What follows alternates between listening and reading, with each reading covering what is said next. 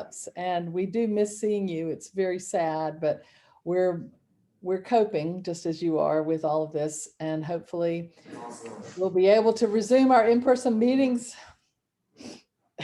in time. And hopefully in 2021 we'll be able to do that. First of all, I want to ask if anyone has any news to share. It's our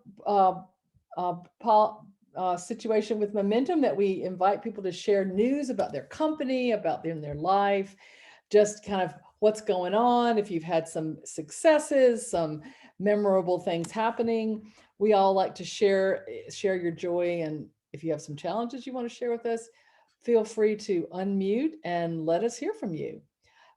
We particularly like to hear from our Momentum members. I see Ray Mitchell is on the call and Don Masura is on the call. There might be some other members that are on the call that I just don't see their names, but do y'all have anything to share? Anything? And oh, Rahel is on the call from Maximize. I know she has something to share. Well, it's Ray. Nice to be here. It's been a while since I've been together with the group. And since Margaret so enthusiastically said it, I want to hear what Rahel has to say too.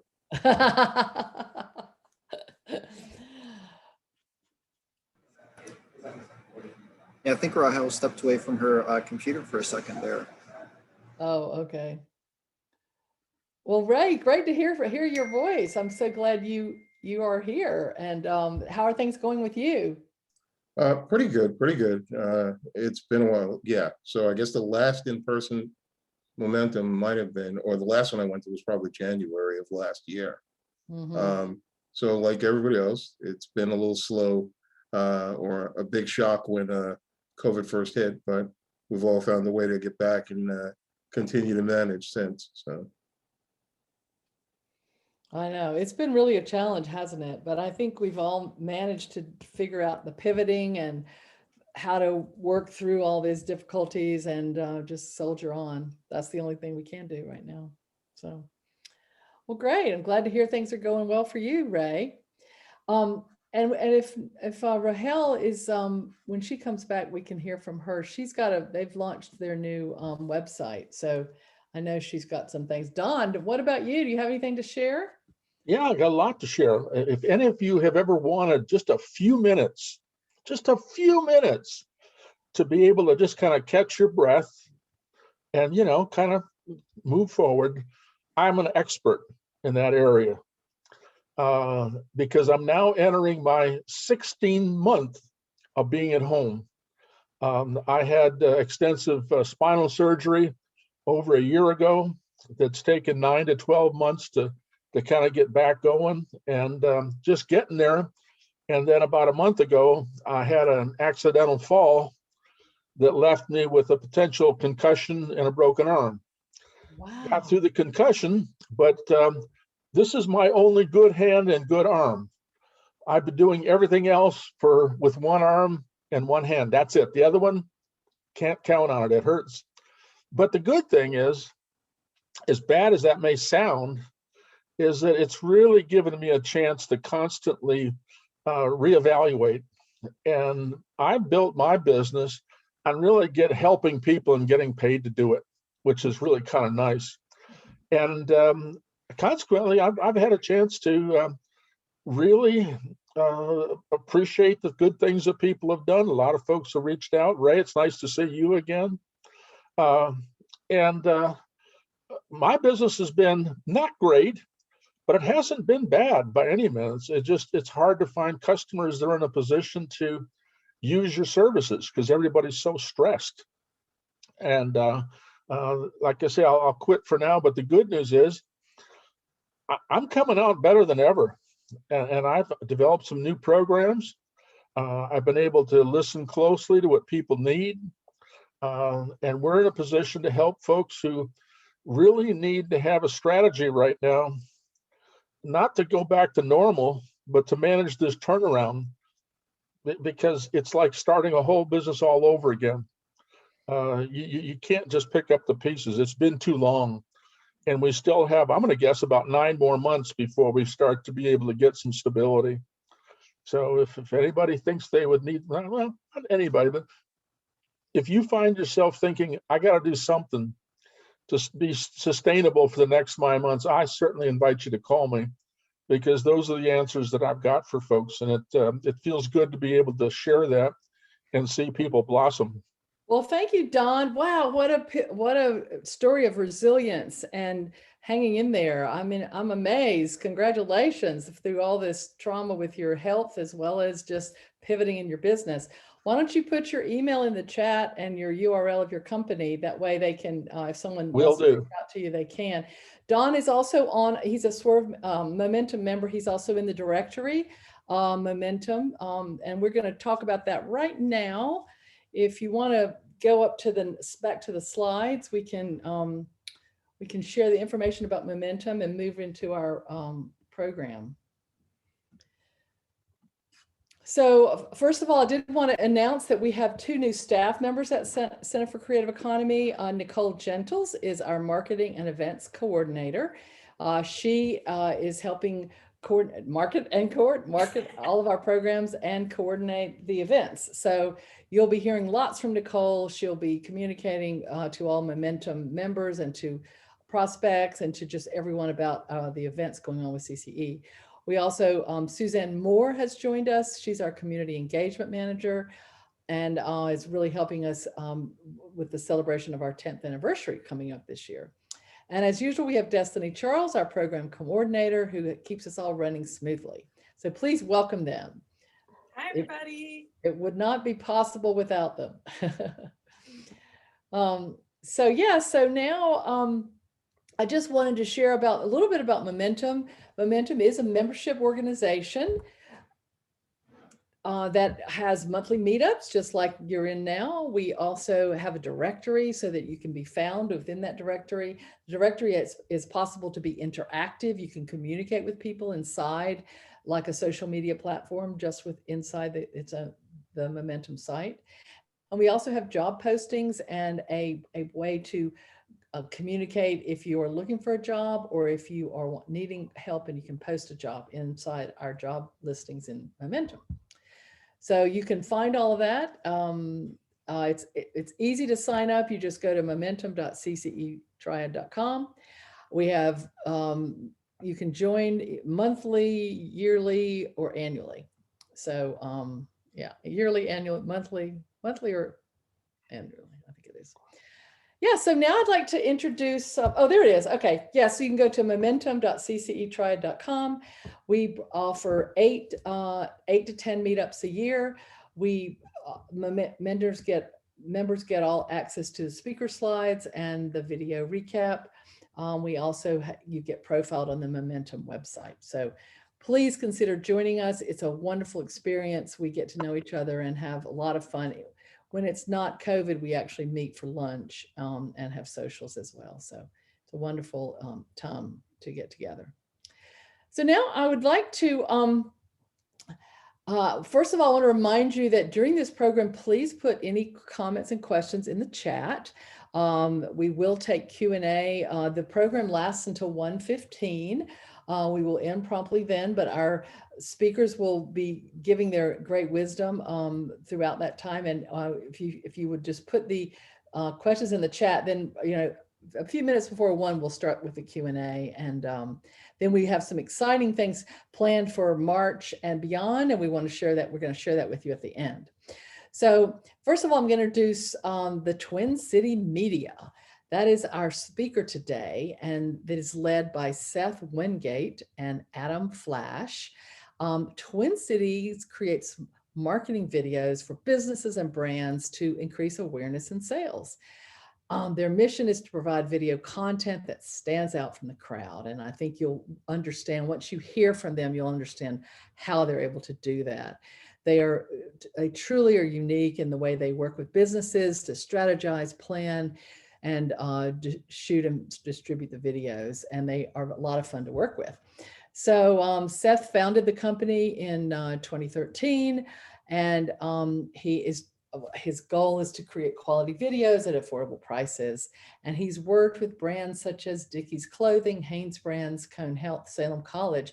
And his most important client to date is actually the Center for Creative Economy. So we have to make sure that gets into the bio, Seth.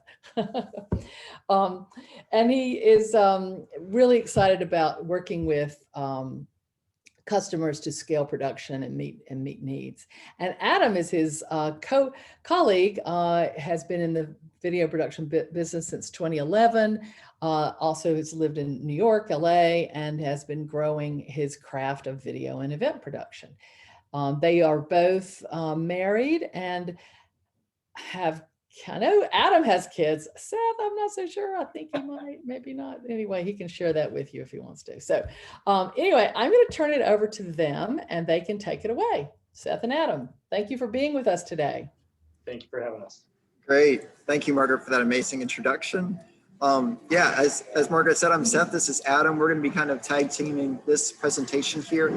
Sorry if there's some background noise on my side. Please let me know if it gets too distracting. I am, if you weren't here earlier, I'm in process down to Florida. So, well, I'm in Florida now. I'm in Jacksonville, Florida. We left at 3:30 a.m. this morning. And thankfully, I found this beautiful little cafe that I'm in down here. It is 85 degrees, 100% humidity. And I am sweating profusely. So, yeah, so glad you're here. I see a lot of you folks are, I know a lot of you, Ray, Matthew, Rahel, and Christy. Good to see you. And of course, Dusty and Nicole. Nicole did an amazing job helping us get this ready to go. We are, no matter what Margaret says, we're incredibly difficult to work with. We had a humongous PowerPoint that did not work the way it was supposed to. So anyways, they've been incredibly kind to get that going. So first, we'd like to introduce ourselves a little bit. As Margaret mentioned, we are Twin City Media, and we are a small team of passionate video professionals. We love working with brands, with businesses, helping them tell their stories, generate creative ideas, and we do that under the name Twin City Media. And over the years, we have started kind of augmenting and adding to our offerings. So now we offer video, social strategy, social media assets, of course, editing that amazing video.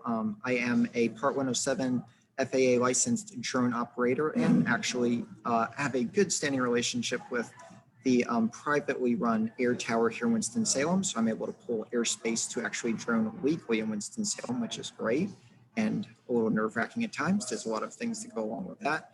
And then we're also adding in some brand photography. So trying to give you everything you need to have a great library of digital assets for your company.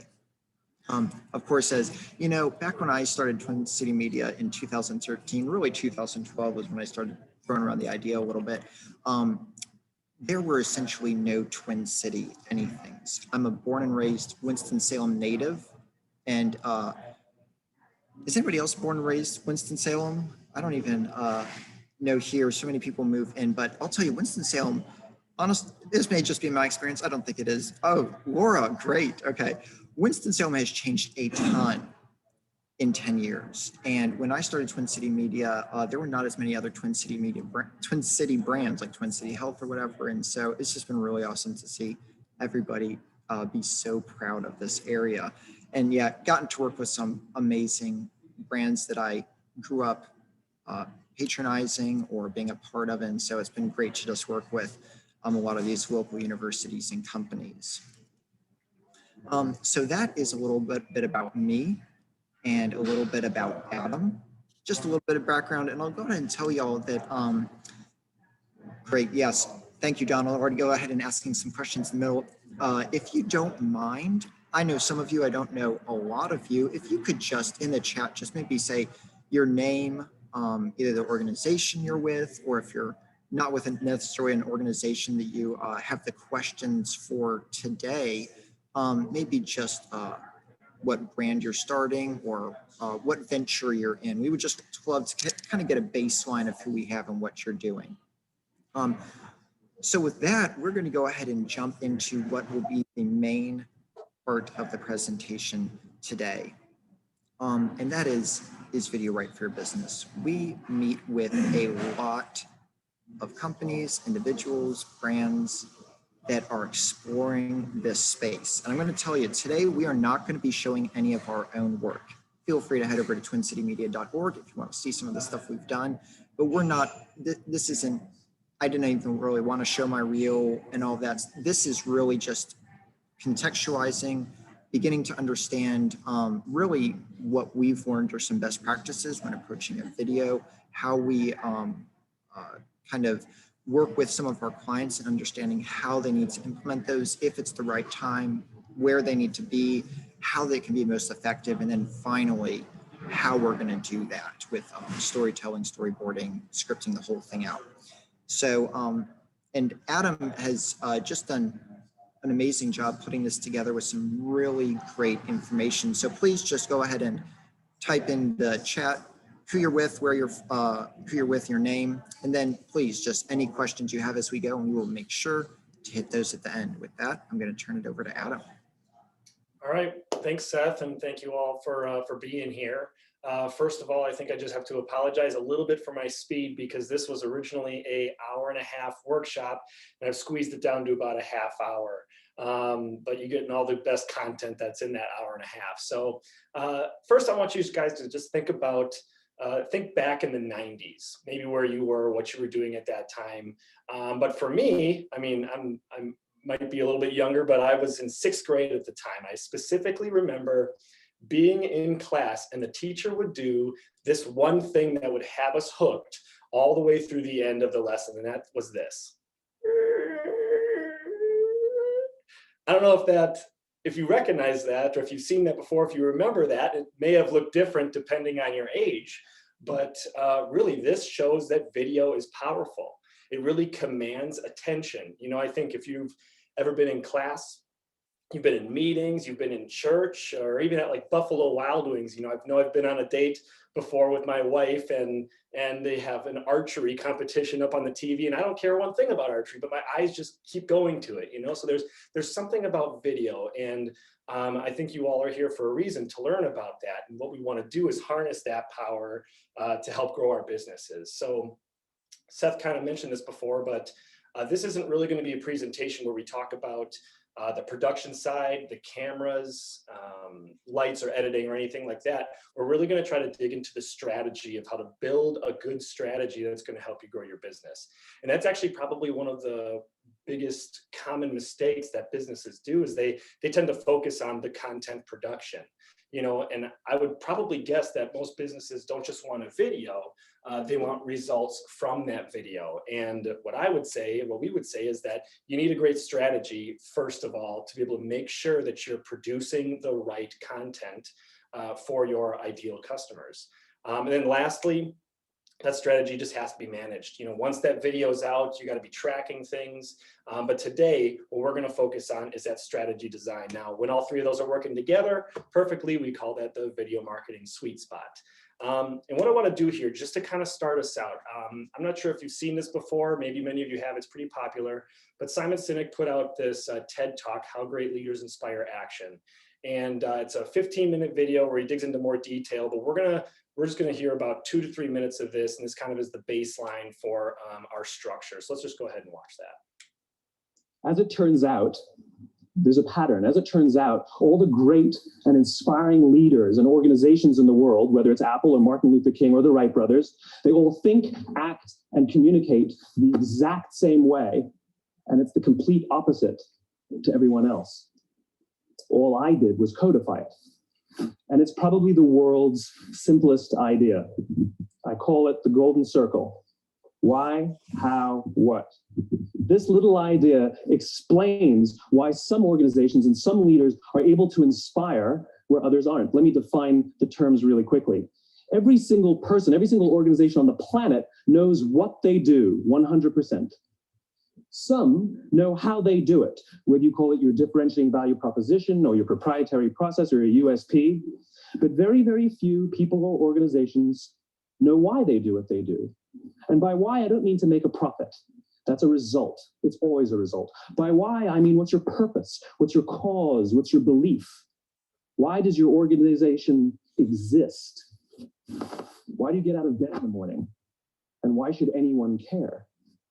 Well, as a result, the way we think, the way we act, the way we communicate is from the outside in. It's obvious. We go from the clearest thing to the fuzziest thing. But the inspired leaders and the inspired organizations, regardless of their size, regardless of their industry, all think, act, and communicate from the inside out. Let me give you an example. I use Apple because they're easy to understand and everybody gets it. If Apple were like everyone else, a marketing message from them might sound like this. We make great computers. They're beautifully designed, simple to use, and user-friendly. Want to buy one? Meh. And that's how most of us communicate. That's how most marketing is done. That's how most sales is done. And that's how most of us communicate interpersonally. We say what we do. We say how we're different or how we're better, and we expect some sort of behavior, a purchase, a vote, something like that. Here's how Apple actually communicates. Everything we do, we believe in challenging the status quo. We believe in thinking differently. The way we challenge the status quo is by making our products beautifully designed, simple to use, and user-friendly. We just happen to make great computers. Want to buy one? Totally different, right? You're ready to buy a computer from me. All I did was reverse the order of the information. What it proves to us is that people don't buy what you do, people buy why you do it. People don't buy what you do, they buy why you do it. This explains why every single person in this room is perfectly comfortable buying a computer from Apple. But we're also perfectly comfortable buying an MP3 player from Apple, or a phone from Apple, or a DVR from Apple. But as I said before, Apple's just a computer company. There's nothing that distinguishes them structurally from any of their competitors. Their competitors are all equally qualified to make all of these products. In fact, they tried. A few years ago, Gateway came out with flat screen TVs. They're eminently qualified to make flat screen TVs. They've been making flat screen monitors for years. Nobody bought one. All right, so he said, people don't buy what you do, they buy why you do it. And that's kind of one of the main things that we're going to talk about here. We got this golden circle right here. So in that video, I highly suggest to watch it if you can. Later, he gets into the biology of why what he said is true. That one part of our brain really focuses on the feelings and emotions, while the other part focuses on the rational facts and figures. And what we found is that people buy with emotion and then they rationalize that decision later with the facts and figures. And what we want to do is we want to figure out if we can use that information in how to market to people. How can we create a video strategy that connects with people? And the way that we do that is we line this up with the customer journey or the customer acquisition cycle. We're going to try to line up our video strategy and come alongside of our ideal clients during their customer journey.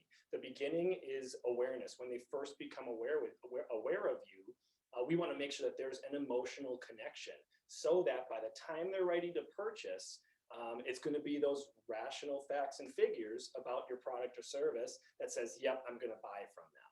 Okay. So actually, this is the same exact thing. Instead of the golden circle, we're just moving from left to right, from awareness to purchase.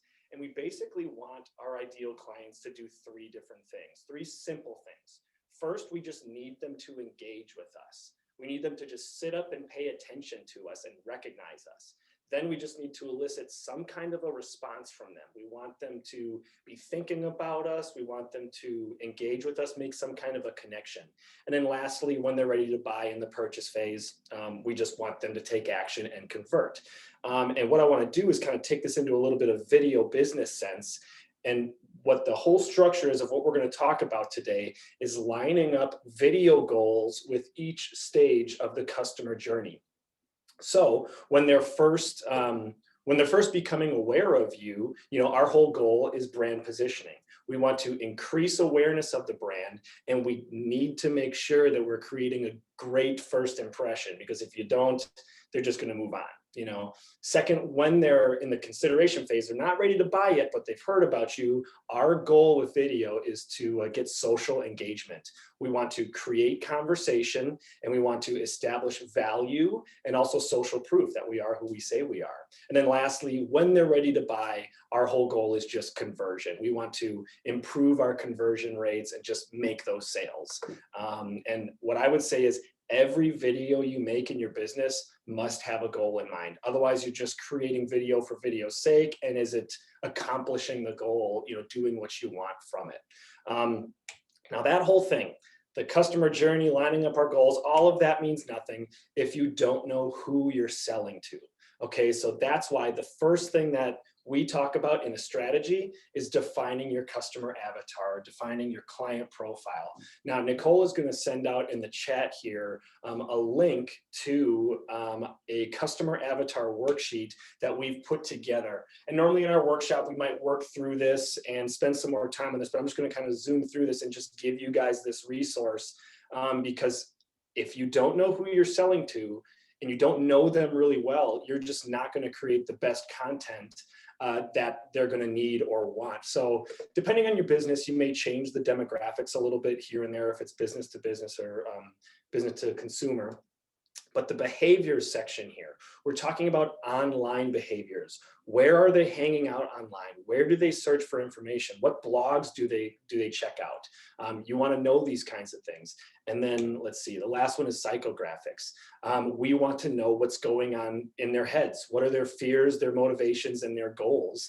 And this will absolutely help you in creating the right content later on down the line. So doing the legwork up front, knowing your customer, hopefully you've done this before, but these might be some good questions to kind of get you rolling again towards thinking about video goals and video content that we can create. So we're going to jump right into the, there we go. We're going to jump right into the full funnel framework here. Okay. And this is going to be the meat and potatoes of what I talk about today.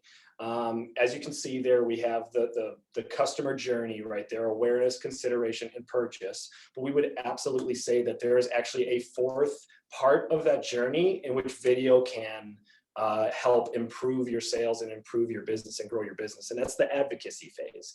Okay. We want to create loyal brand advocates who are going to buy again from us and who are going to tell others about us. And we can absolutely use video, even free tools, which we'll get into later, to help you create those loyal brand advocates. Okay.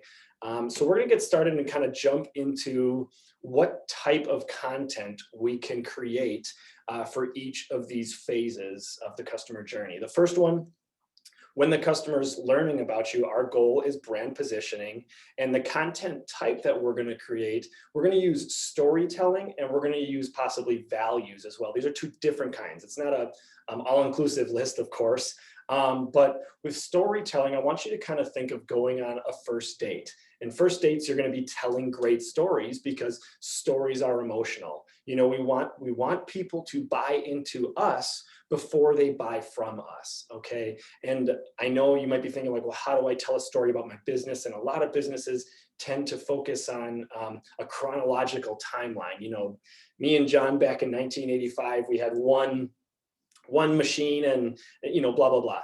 That kind of story is all about me, me, me. Instead, what we would say in your storytelling is position your ideal client as the hero, not you. You know, you would just come alongside of your ideal customers as like the wise counselor who helps them reach their goals. Okay, so that's what we're talking about with storytelling. Also, shared values. I'm not sure if you've noticed, but when you have shared values with someone, there's an instant connection.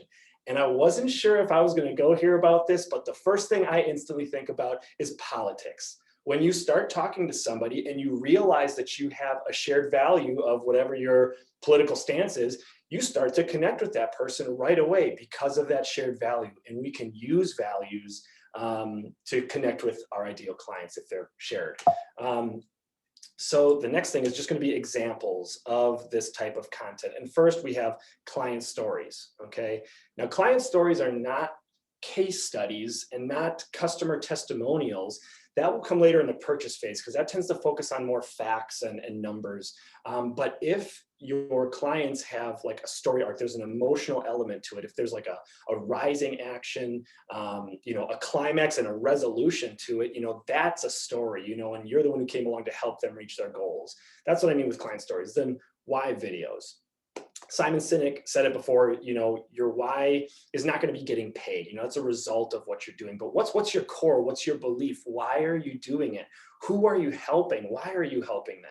You know, why videos, people can jump on board because it would mean something to them. It's not about money, you know. And then lastly, the VBC, that's just an acronym for video business card. And I'm sure you've seen a video business card. When you go on somebody's website, you see that 2-minute video that encompasses their whole company in an awesome way.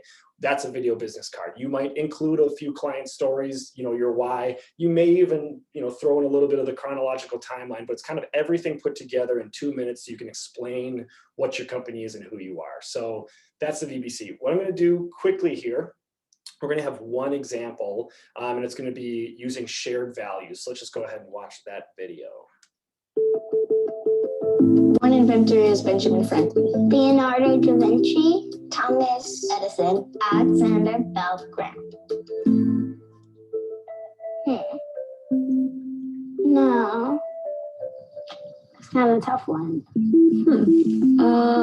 In school, it was always a male inventor. I just realized.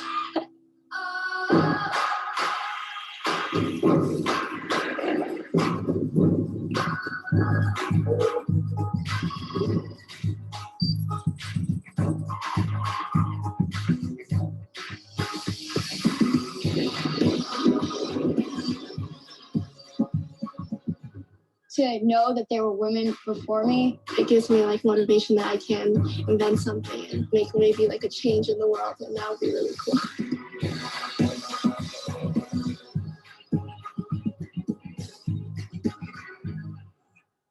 All right, so I have 2 little girls at home, and it's kind of cool to see that and think about what they're going to be, able to do in their lives. But about the ad there, who would have guessed that it was Microsoft? That could have been any company at the end there. So what does your company value? What do you value?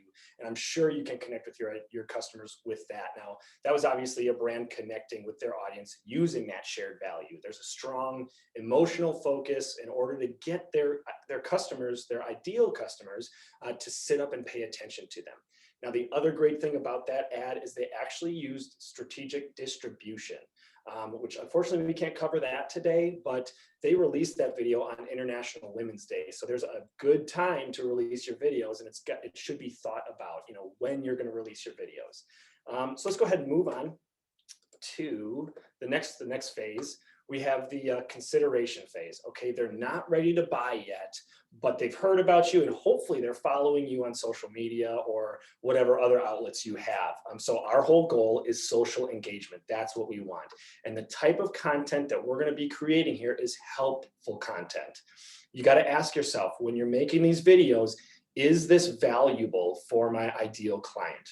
We all have expertise in what we do. So we're going to go to the idea of the power of positioning ourselves as an expert instead of prospecting for customers. And in this content, we're not teaching them everything. We're just talking about things and teaching things that are related to your product or service, okay? So some of the examples here would be, video blogs. You're releasing weekly content, something that's gonna help them along their journey. Then how-tos and frequently asked questions.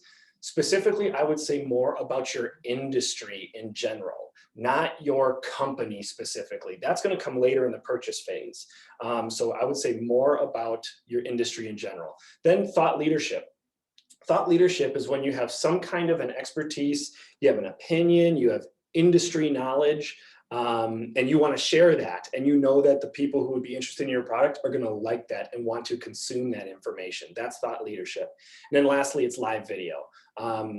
Right now, social platforms are definitely giving preference to live video with their algorithms. So using live video is always helpful and always good. Let's move on here. So the next phase, the purchase phase, they are ready to buy. They know they need the product, and they've done the research. So now's the time for your sales pitch. Okay. Our whole goal here is just getting people across the line. So we're going to create content that does that. We're going to answer any kind of objections that might be preventing them from the purchase. Now, these could be longer videos. We used to, I had to take it out because of time constraints, but the video that we would show here was like a 8-minute video of a guy talking about a camping tent. And all he did was just talk about all the details of it. And for some people, that's going to not excite them. But the people who are in that industry or into wanting to buy a tent, they're going to want to learn everything that they can about it. So this is where your facts and figures come out, and you really start to tell them about your product or your service.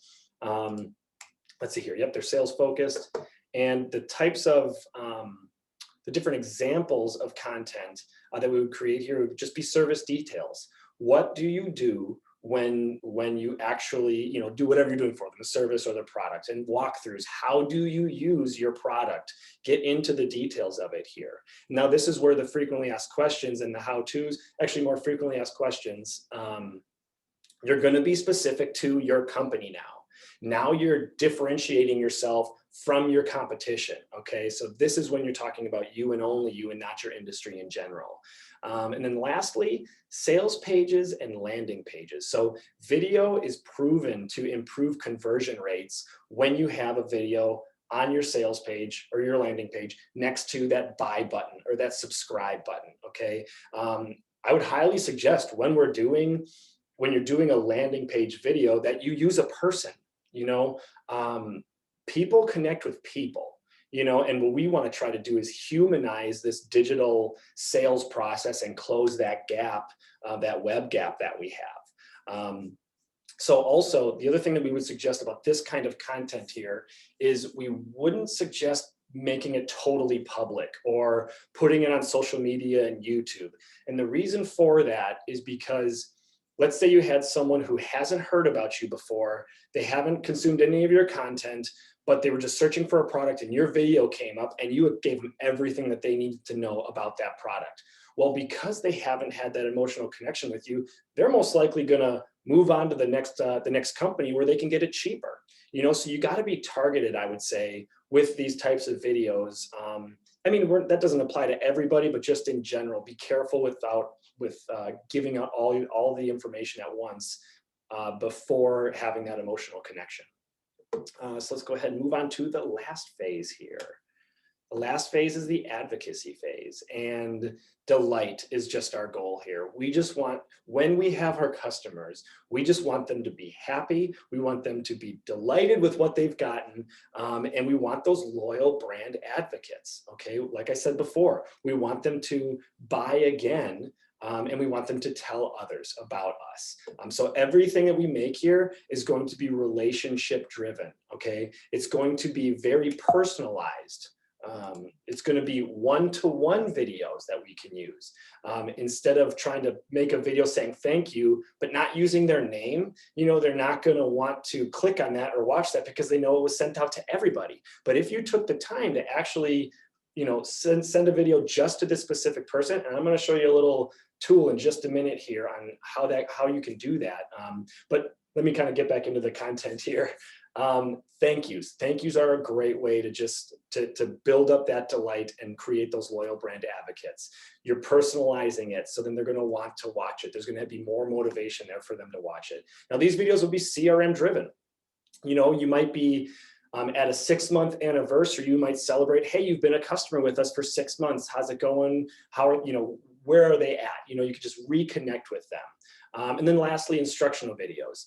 We used to show a video or had to take it out because of timing, but I use the CRM called Pipedrive, and I love that. I love that CRM.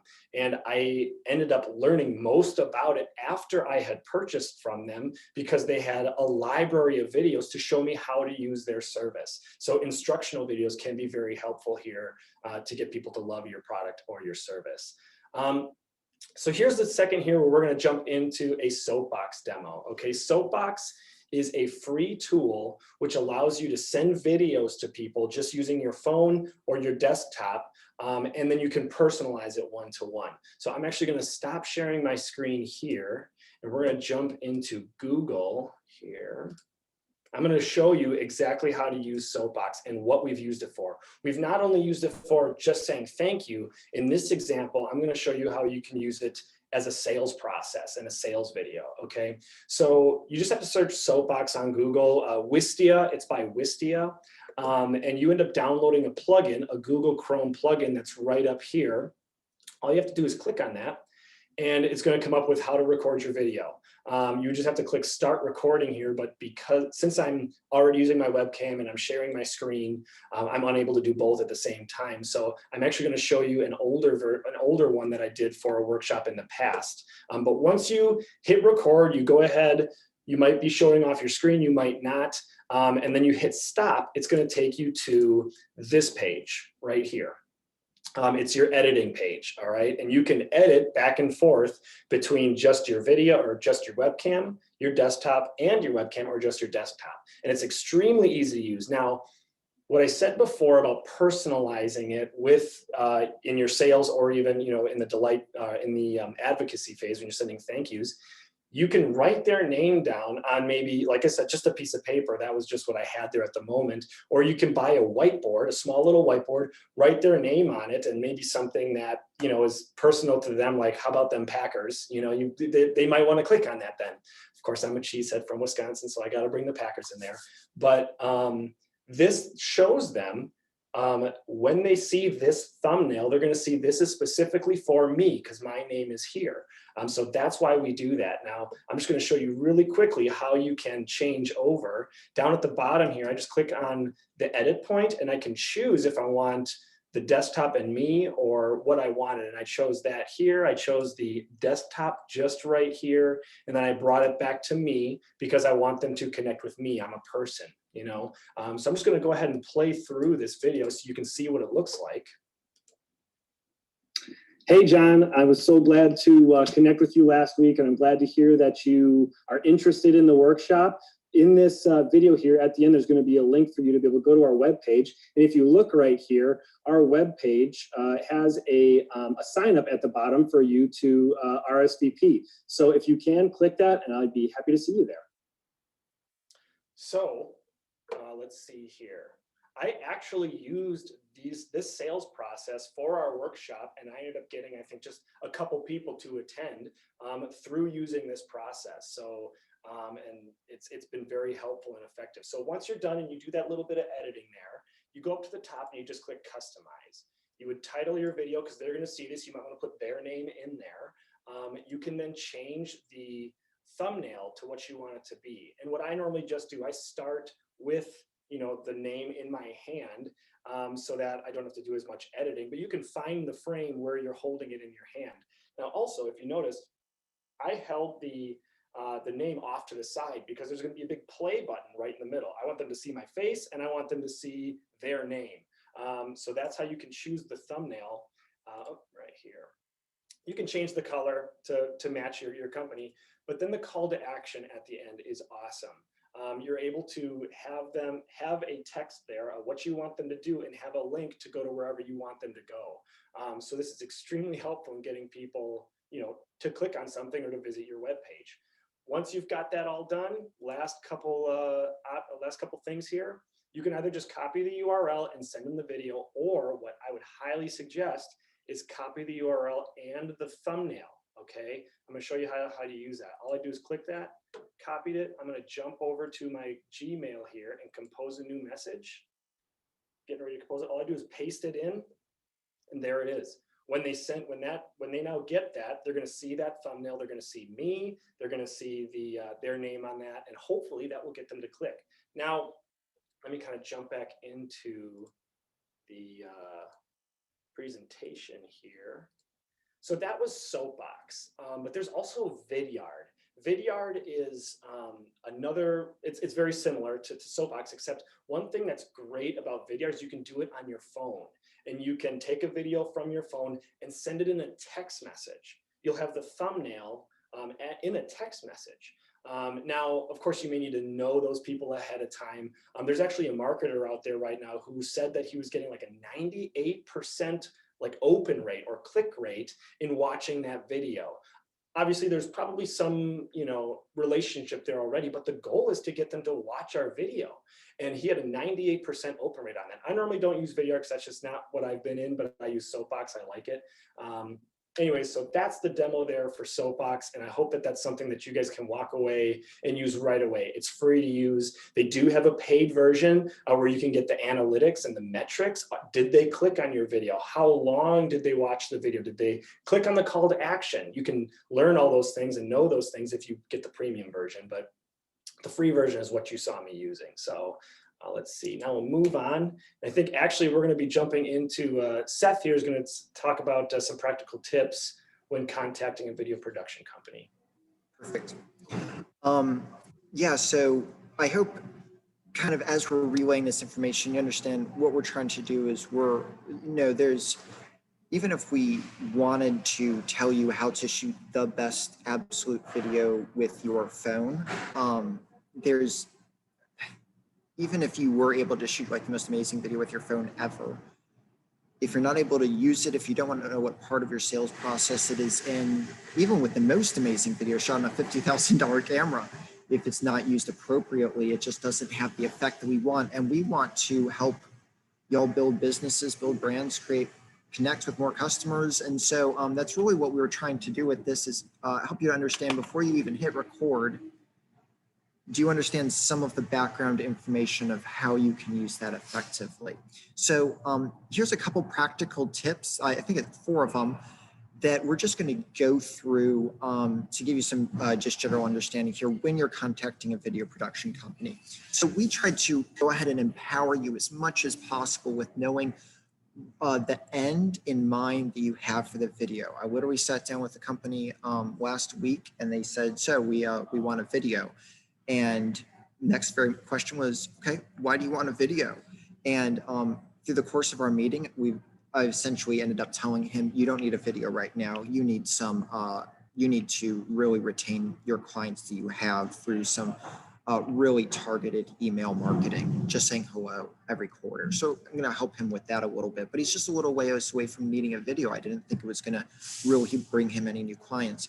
So for all of you is understanding what are you actually trying to change or add value to, what part of your sales process are you trying to optimize or automate? Are you having the exact same conversation with every single person who reaches out with you? Well, then you need a short video to prime them with that information. So when they come to you, they actually understand, okay, I don't need to ask them those 5 questions that I'm always getting answered because it was in the video. It's like, what's the end goal in mind? What are you hoping to change is the first one. Number 2 is you want to find the right partner. Now, for some of our clients, we are a very small cog in a very big machine. And we did a shootout at the Virginia Technology Speedway for Virginia Tech a little while ago, where they've got like the snowmakers and the rainmakers, and they send all the information back. And they drive the car around and stuff like that. And we literally just shot it and we sent it back to the production company in California. For other companies, what they need, they don't have an internal marketing person, editing person, strategist, or whatever, then we can help with that. So just understanding where you're at, do you, depending on your skills and understanding, do you just need someone who can come in and shoot your vision and give it back to you? Or do you need someone to really help you find that and understand and help you understand how to get it to the right audience, where to place it and all of that? Those are important things that I actually don't get asked very often. So I make sure to ask people that, because they'll just essentially, I like your videos, I want to do business with you, which is great. I hope they like our videos. I like our videos. I like my little children. Don't have any children yet. But it's that you want to make sure you're working with the person who can actually give you everything you need as part of that process, if that makes sense. So that's number 2. Number 3 is don't sacrifice your concept for budget. And this is a tricky one for lots of people, but I'll have, especially when I first started my business, I would have these great conversations with potential clients, and they would say, so we want to have this person jumping out of a helicopter. He'll land on a trampoline, pass through a ring of fire, and he'll land in our shoes, and whatever. It's like, well, great, hope you have a couple of $100,000. And, there's just understanding where you're at as far as budget. I have clients that we've waited 2 or 3 years in order for them to either generate the budget that they needed to in order to pull off their concept. As much as possible, though, it is an investment, but try not to scale back. Try to just find the right marriaging of the concept with your budget, and not just say, well, that's too expensive, so we just have to wipe the whole thing. If you think you know how to communicate with your clients, really stick to that and try to stay as close to that as possible instead of just scaling it so far back that you can pull it off right away, but it doesn't have the effect that you really want. And that brings us to our fourth one here, which is stay involved.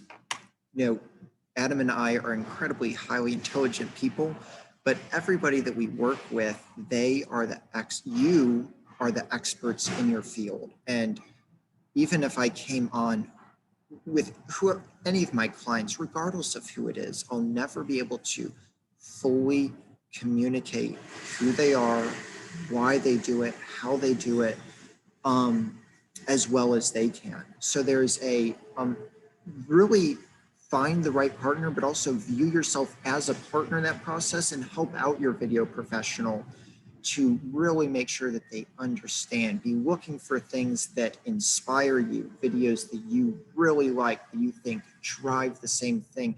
Give them as much as you can and really be a partner to your video professional in that way. We really appreciate it. Yeah, I think there was some coffee grounding. Hopefully that's a little bit better. Okay, and the next thing we're going to get into, please, if you have any kind of questions in that, just drop them in the chats. We're about to get to those. So this is essentially like a pyramid and inverse pyramid setup as far as the quality. It's the cost versus quality, quantity inverse rule, which is essentially your very expensive videos. You're not going to have many of those. Maybe 1, 2, 3 on your website. The social engagement level videos you're going to be doing a lot of are just not going to cost as much. And so you're going to want to have more of those. And then that conversion and that delight, like Adam was mentioning, there's even free ways to do that. You're still harnessing videos, but it's for a very specific purpose. And so then there's a cost correlation to that there. So I'm going to give you all just a little bit of insight into some of these pricings and kind of the way to think about it. I'm going to do this quickly. So in 1993, guess how many websites there were on the internet? Yes, somebody said it, it's 352. Very good. How'd you know that? That was amazing. So in 1993, there were 352 websites. By 2020, there's 2 billion websites. Now, granted, only about 200 million are live, but I think of video a lot as a salesperson in 1995 that went to a business and like, you should have a website. A lot of those businesses were probably like, a website? I don't need a website. I only make chicken tacos, or I do this. Like, I don't need a website. I'm in the yellow books. And that's kind of, I think probably 10, 12 years ago with the acquisition of Google buying YouTube, that's kind of where video was at. There was a lot of people who were talking to me and kind of saying, you need a video. I'm like, I don't need a video. We just have a coffee shop, or we're an insurance company, or whatever it is. And so there's this movement, is just more and more video is being used every minute. 1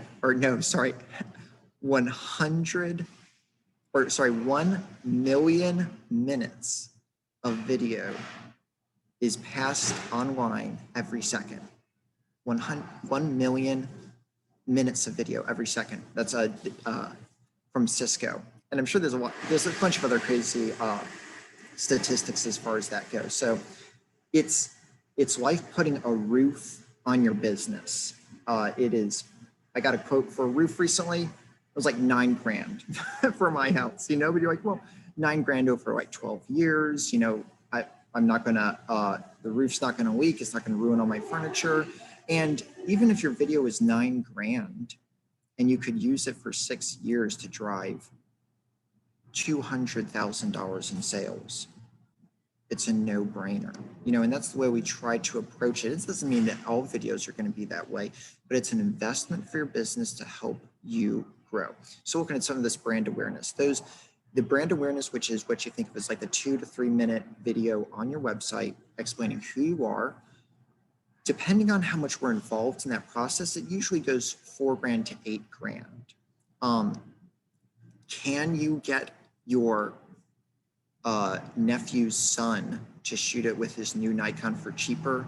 Yes. So let's just say we all understand that. We can find someone If you find somebody who does this regularly, who is good, who understands where it's going to be, it's usually going to be in that price range, in my experience.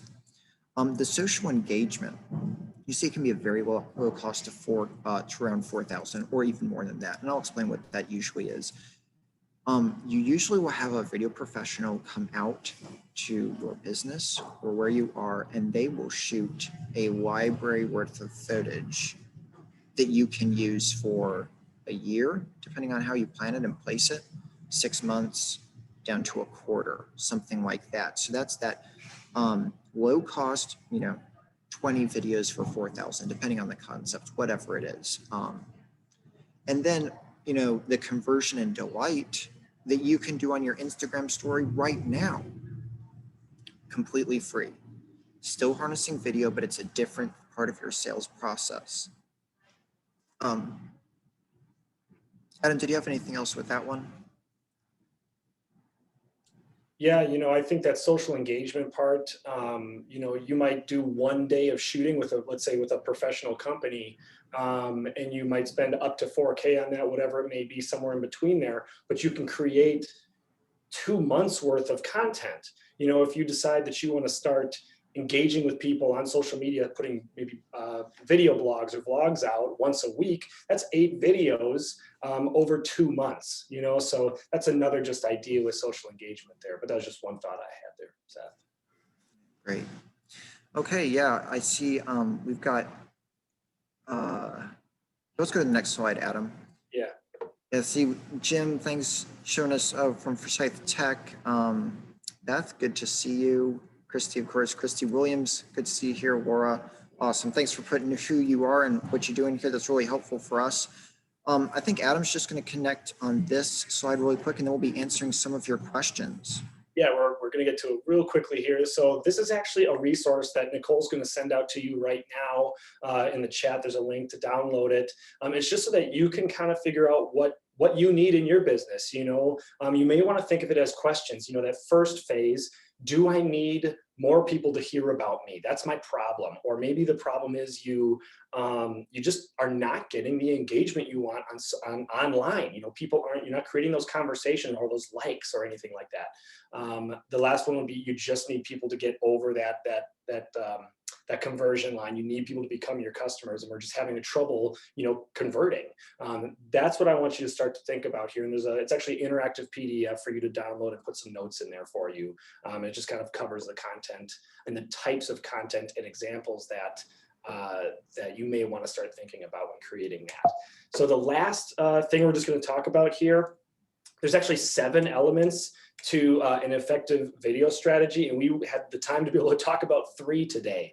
Obviously you have to know your client, your ideal client, to be able to know what kind of content you make. So that's where it all begins. Then we got to talk about goals today, making sure that every video you have has a goal in mind, a problem to solve.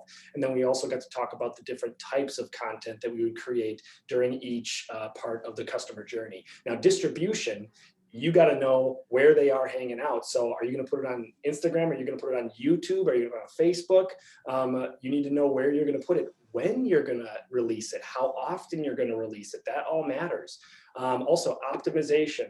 And I'm not just talking about SEO. SEO is important, but I'm also talking about audience optimization. You may have perfect SEO, and every time your ideal client gets online, your video pops up in front of them. But if you don't optimize it for that viewer, an example would be you don't have a hook in the first 3 seconds. The video is going to pop up, they're going to see it, perfect SEO, but then they're going to click off of it and not watch it because it didn't interest them. So that's just a quick example of audience optimization. Metrics. You can't manage what you don't measure.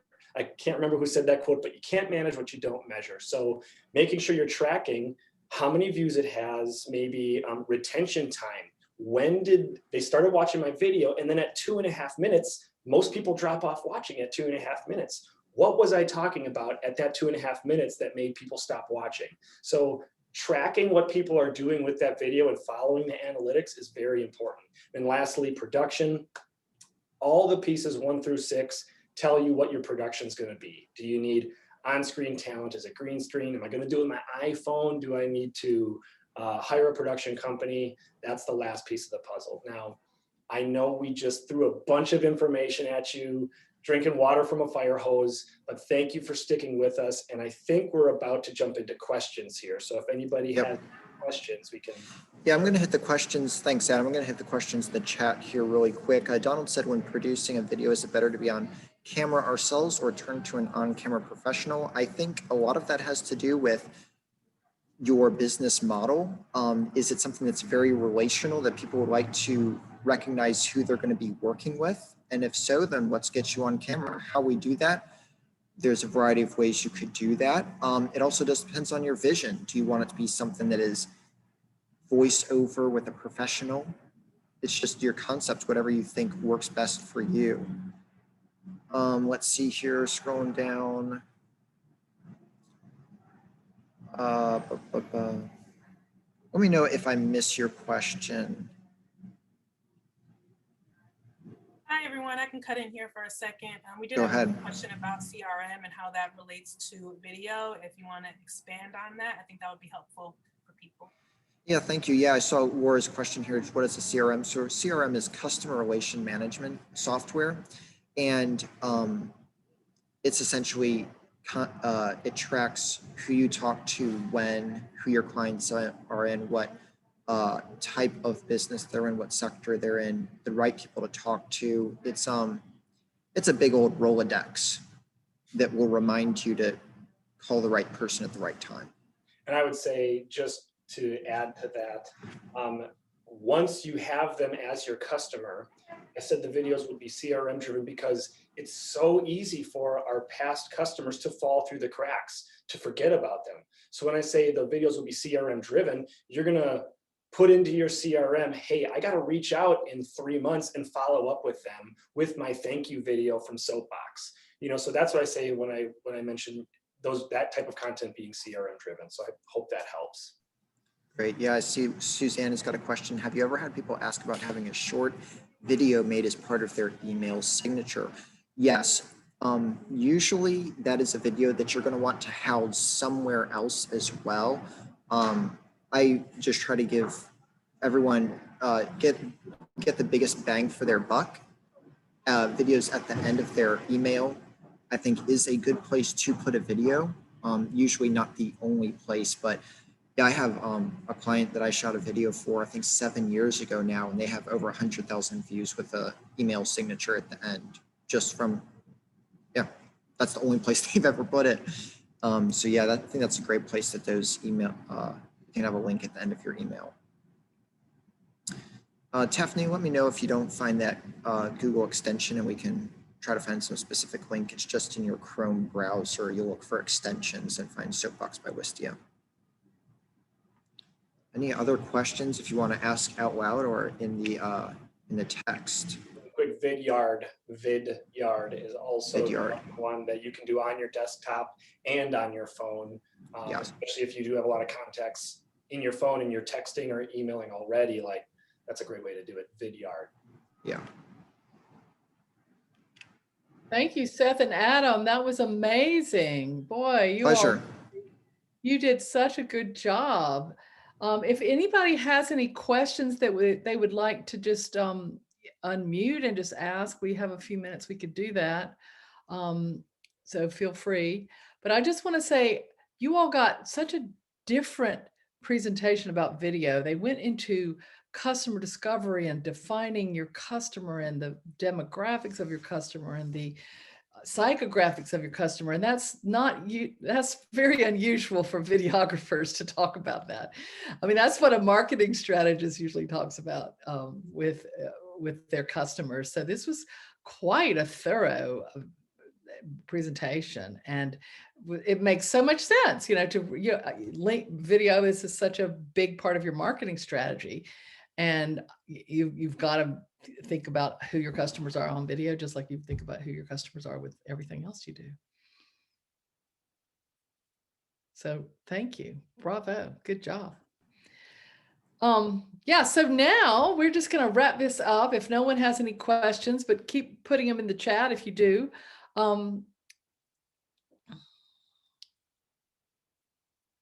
is that our, are we back to our screen there? Okay. So this is just a little slide about momentum. As we mentioned, we are going to do this every month. It's the third Thursday around noon, at noon to 1:15. We do have directories so that you can find each other and connect with all these wonderful people, as well as a job board, and lots of really fun activities that happens with Momentum. So we hope you'll join us next month. Speaking of which, we have a really exciting program. As you know, we've been doing a series of bonfire encores inspired by our people if we could keep it on the March slide, please. Yes, we've been inspired by our friends in New York, the New Inc., and we've been connecting with a lot of creative entrepreneurs in New York and other places. Well, we have connected with a man named Keith Durst of FOC, which is an amazing food and beverage strategist. And he's working right here in Winston-Salem on some exciting projects. And so we're going to host something called the Future of the Food Economy. And this is part of our whole series to connect art, design, and technology all in the creative entrepreneurial space. So on Thursday, March 18th, we're going to host Keith Durst, founder of FOC in New York. And he's also a Michelin star restaurateur. So he has gotten so much experience in food. And we have noticed we have so many food entrepreneurs in Winston, and they're coming through our Kinetic and our Velocity programs.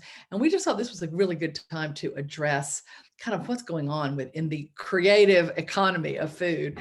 And we'll also be featuring Winston-Salem native Margaret Neff, who is founder of the Cobblestone Market and Beta Verde, and also the owner of 1001 South Marshall, which is going to be a huge building which is going to house culinary and creative projects when it gets finished. It's right down near Old Salem, near the visitor center.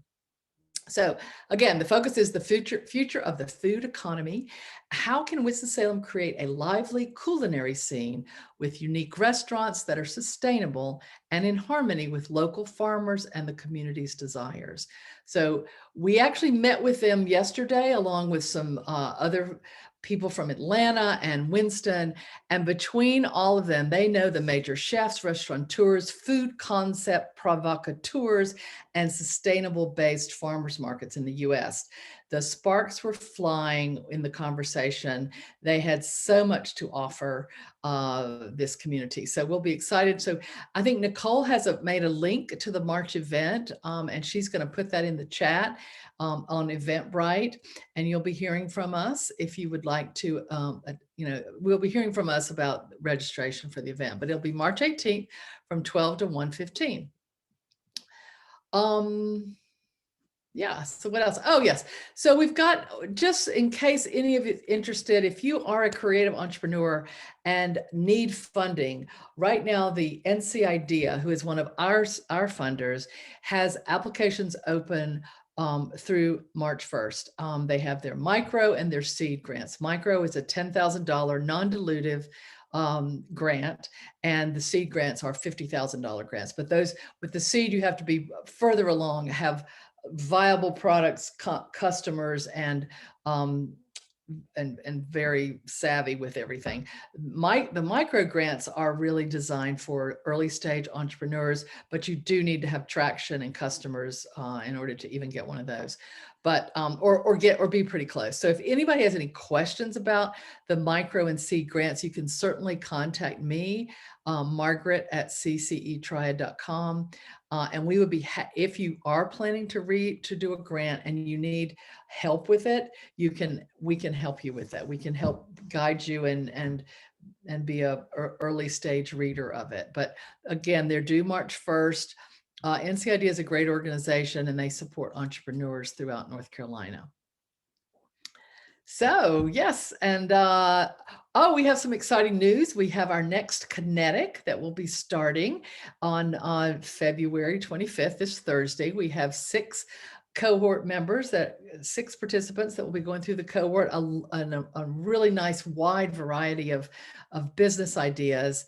Kinetic is our early stage, idea stage program for creative creatives and artists who just really have a cool idea, but they don't know where to go next. They want to get rolling and get it turning into a business, but they just don't know how.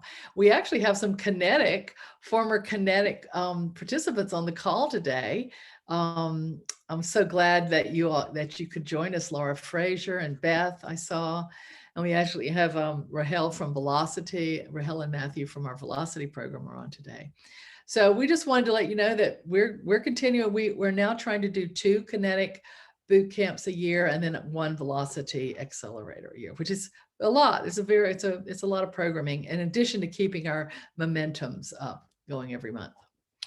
So, and I also would just like to thank our sponsors. We have some amazing sponsors, again, NC Idea, Bank OZK, Parsec, Flywheel. They've all been wonderful in helping us keep this going. So thank you very much. And if anyone has, I see some more stuff going in the chat. I don't know if those were questions or. Yeah, there was one question from Matthew. He did ask, is there a strategy for embedding videos versus a YouTube link? That would be over to Seth or Adam. I think it would. Yes, sorry, go ahead, Adam.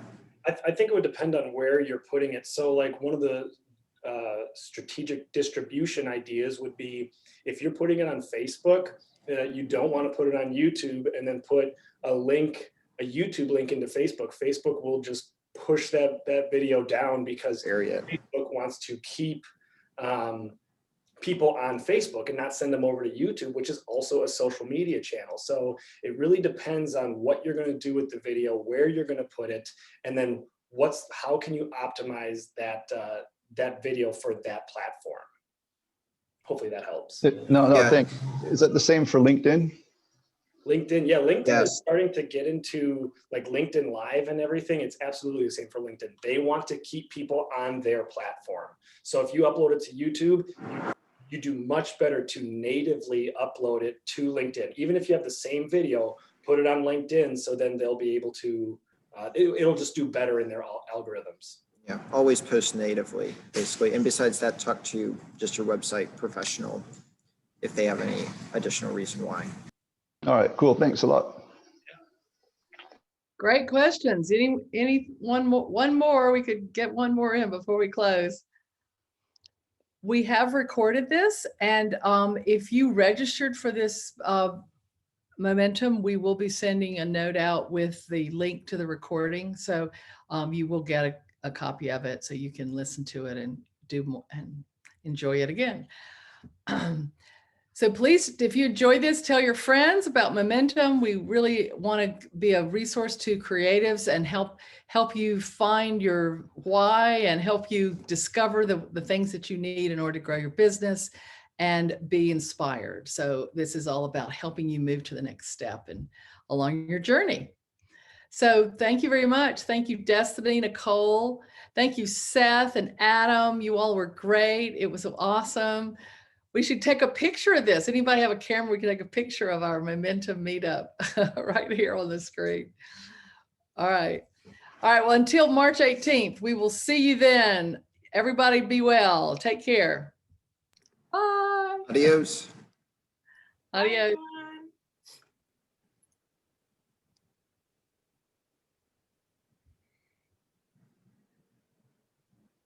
Well, yeah, Nicole, I already said it, and Margaret, Destiny, thanks so much for your help in getting this on. And